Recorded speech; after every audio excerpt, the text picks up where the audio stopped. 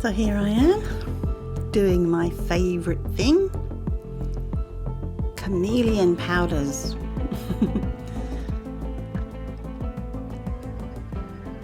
This one uses a lot. I think there are 10 in the whole set and I've got 8 out.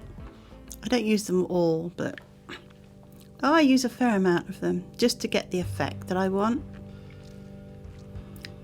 So as you saw from the thumbnail, I'm trying to create a sort of a moonish planet landscape, and I thought chameleon colours would be excellent for that because you get such lovely colour shifts.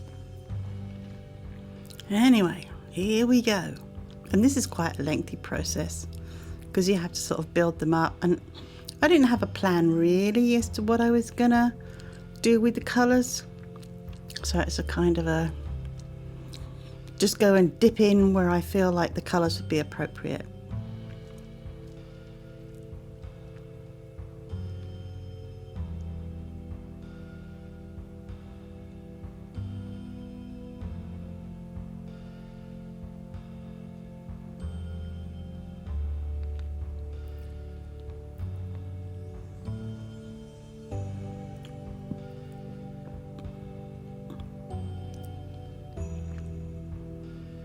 I must admit that I think that the Let's Resin chameleon powders are some of the nicest. You don't need a lot, and a little bit does go a long way. And I've got several boxes of these because I keep using them.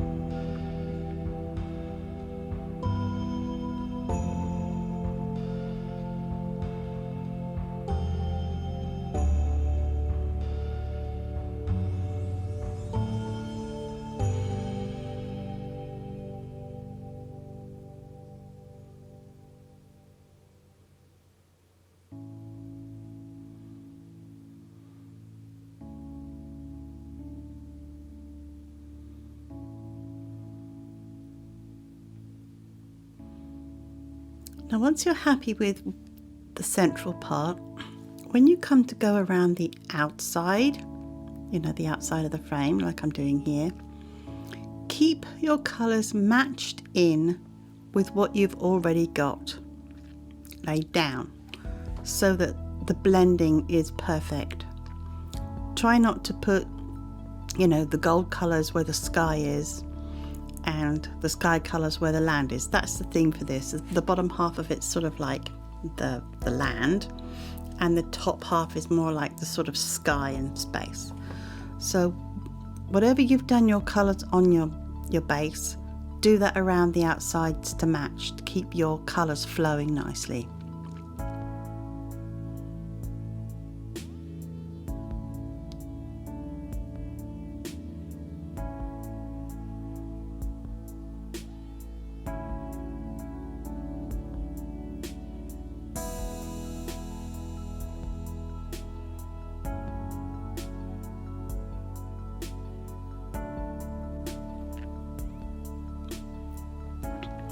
As most people know, when you use chameleon powders, the best colour to put behind them for the pop is black. And I like this Marblers True Black.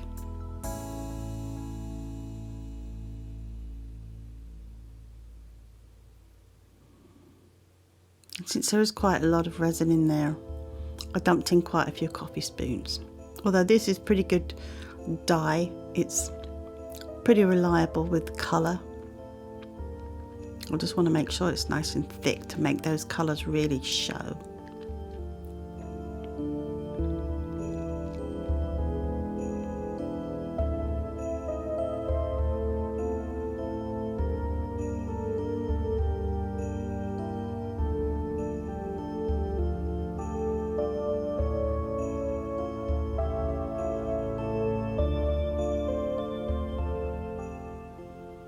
Do your usual heat gun.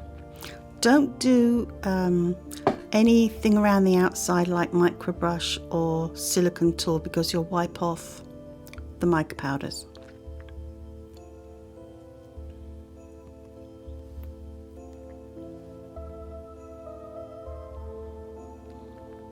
Always the best part. On moulding day, always the most exciting thing that you look forward to. And because I'm an impatient person, I want to get the project done and I want to get it dry and cured and I want to look now, but I usually leave my projects for 24 hours. And even though you've planned this in your head, what you think it's going to look like, it's never really that way. I love this unmoulding. Best part.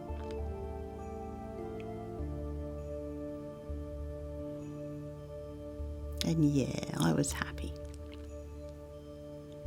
So as I say, the plot behind this is the bottom half is the sort of land and the top half where the blue and the teal is, that's the sort of sky and the space.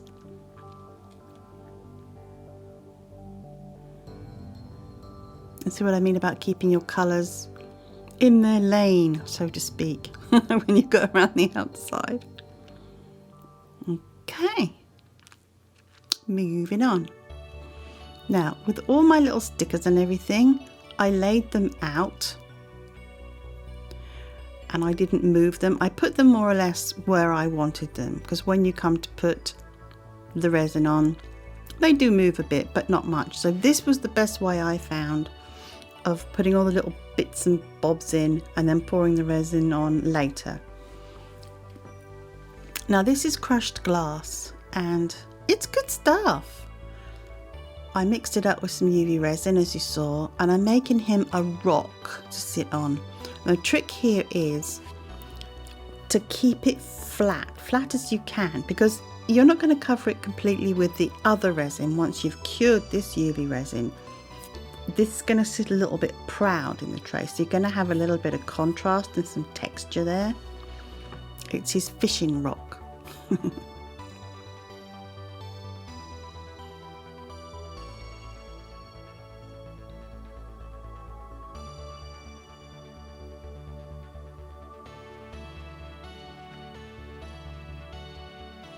And I went with these colours because they sort of match up with the chameleon micas that I've used. And I thought, this is an alien planet. Maybe it would be nice and colourful. Maybe they would look like sort of gems in the sand or whatever. So have fun. Most important ingredient in anything you do. Have fun. Doesn't have to be realistic. Doesn't have to be true to life. Have fun, be creative. That's why I do it. I like to sometimes get into whimsical things because they amuse me.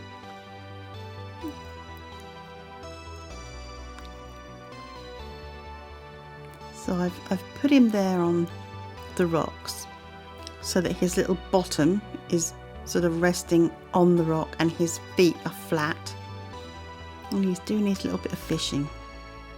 Don't know, maybe he's fishing for moonfish, starfish, sunfish, boo. Anything else you think he might be fishing for, let me know. Those were the ones I came up with.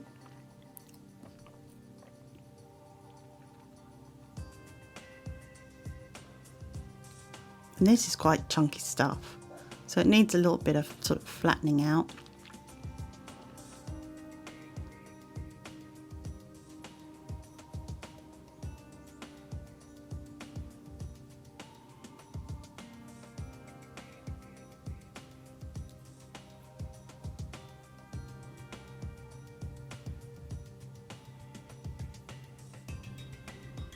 Give him a little bit of a test to see how he sits on there. And also, when you put your stickers on, keep referring back to that card to make sure that you've got the holograms in the right direction.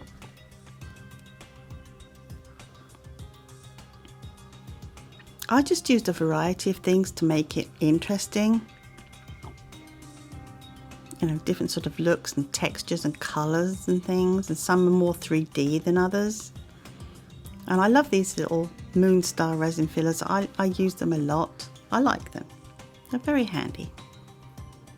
Yeah, and as I say, with these holographic stickers you get a card. Just look on the back of there.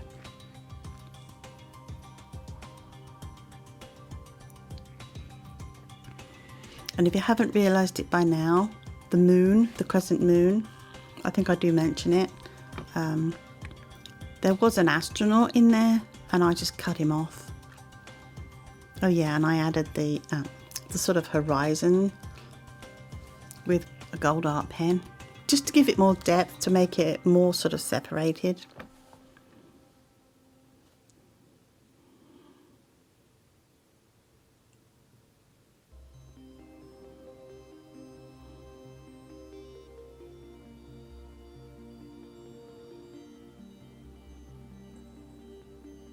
I mean, you can take your rocks a bit further along if you want to. Up to you. That's as far as I went, because you're going to stick the rocket down there in the corner. So swish a bit of resin around. As I say, for this, because it's got lots of inclusions and they're tiny and they're light and they tend to float, I left mine in and just sort of pushed them back in when they started to get out of position, or they floated a bit. It worked. It was efficient. So that was the best way, because this could be a bit fiddly if you're popping every single little star and spaceship in. So being the lazy person I am, I dumped them all in. Moved them around after.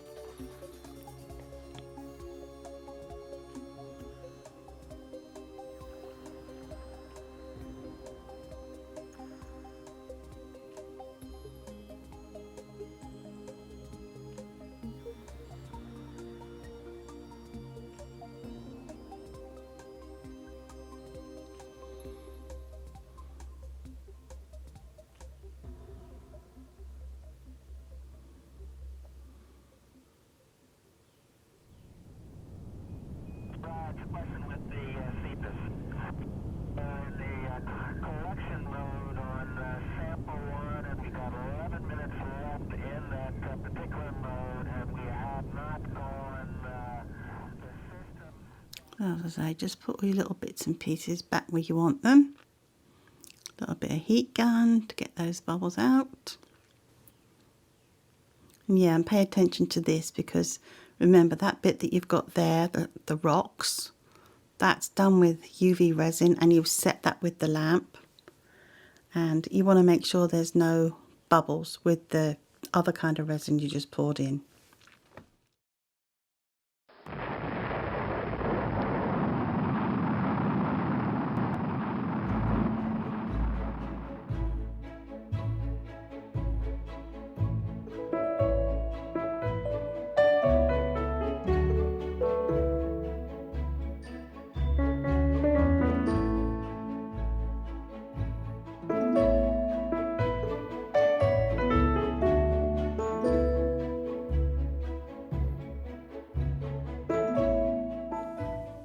So he's a very wealthy astronaut. He's got a 14-karat gold rocket.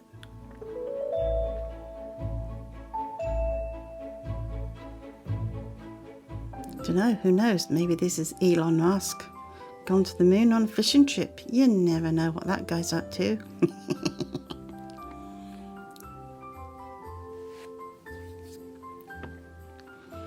Word of warning about this particular mica powder. It's goopy. It takes a little bit more stirring. I have to stir it quite a bit, otherwise you get like chunks. So make sure you give this one a good stir.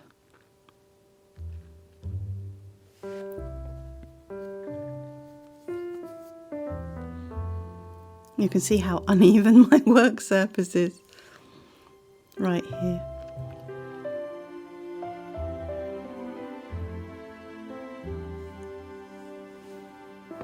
Oh, my favourite bit, hunting down them bubbles.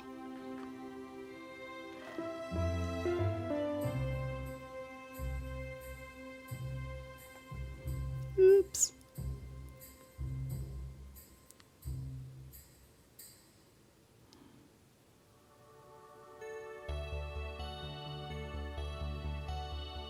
I love doing this. I could sit there all day and do that.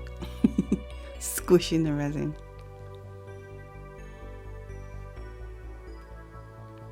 Yeah, there's a little star on top of the rocket.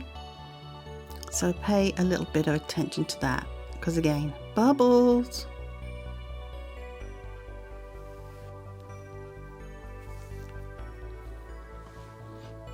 This is where the micro brush comes in handy.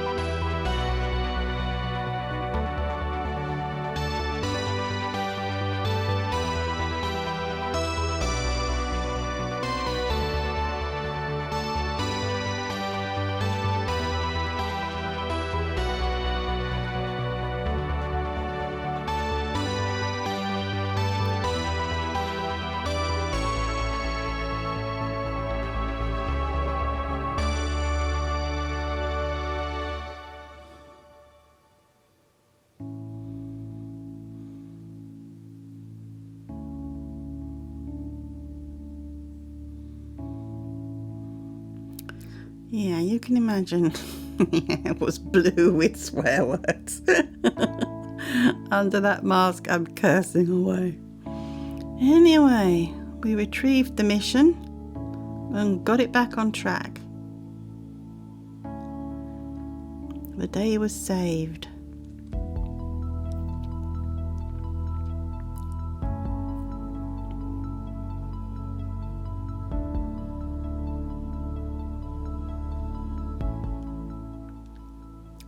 So, I do have a couple of things to say about this particular mould. Before I made this one, I made a black, a silver and a gold rocket. And I didn't like it. And, you know, I'll show you a picture of it. But this rocket has signs of the zodiac in it, which you can probably see there, little indentations. I would much rather that they, if they're going to do that, sell one with the signs of the zodiac all over it and a plain one so that we can do our own embellishments. Also, yeah, it's disfigured. Both the ones I did, this one and the black and silver and gold, they both had the same problem. The part of the body turned out to be more of an oval shape than the lid, because the lid is more solid and it keeps its structure better, so that stays round. Yeah, so those are my only two problems. I wished it had been a bit more substantial so that it kept its round shape to match the lid, and also that they hadn't put all the signs of the zodiac all over it, because I would rather it would have been plain and I could have decorated it. It's not that bad. Small criticism.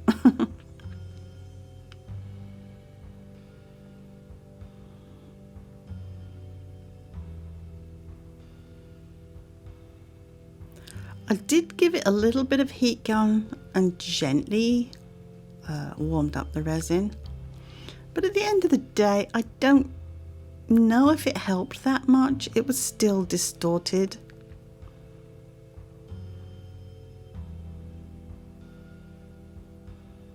If you do this, don't go overboard with the heating, don't melt it, just warm it. But as I say, at the end of the day, I don't really know if it helped, if it made much of a difference. But it's cute, I like it. And I embellished mine, and I'll show you what I did.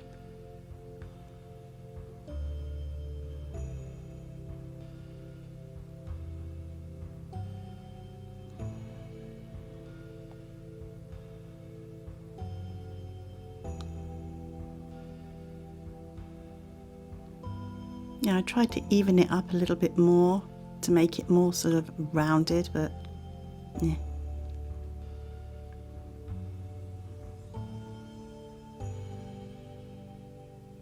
And I bought 2 separate moulds, and each of the moulds acted in the same way. So it wasn't this particular mould, it was 2 separate moulds.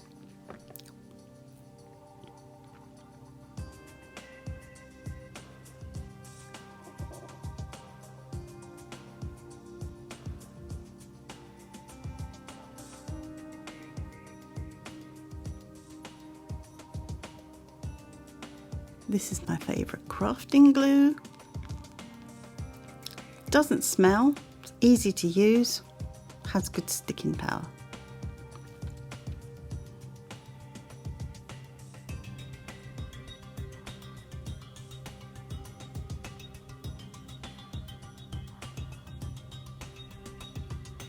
Oh, and the other thing is, it doesn't stink to high heaven and set my sinuses off.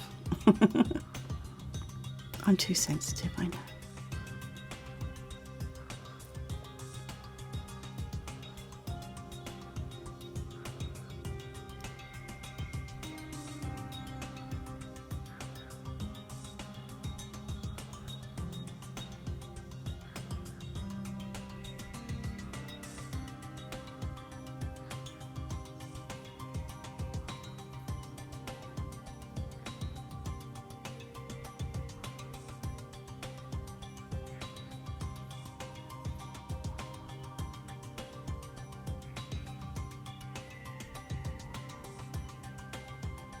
And these little chains, I think they're just keyring chains.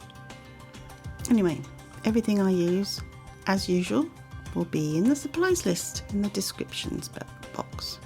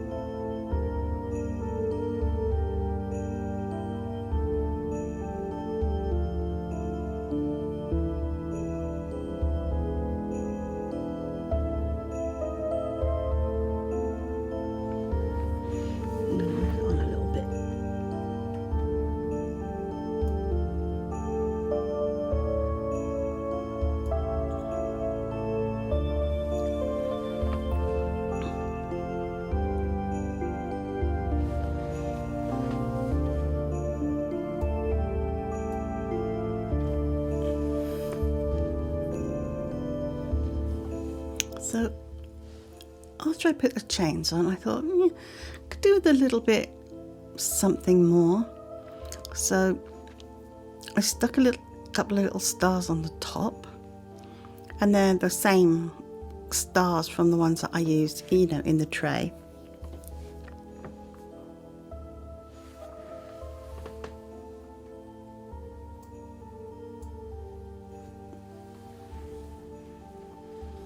And I used the solid version of the stars to put on here. And I didn't overdo it. I didn't overdo the sort of embellishments because it's gold. It's already quite bright and shiny. So I tried not to go overboard. I sometimes do listen to the voices in my head that tell me, you know, less is more, less glitter. But I think this worked out quite well.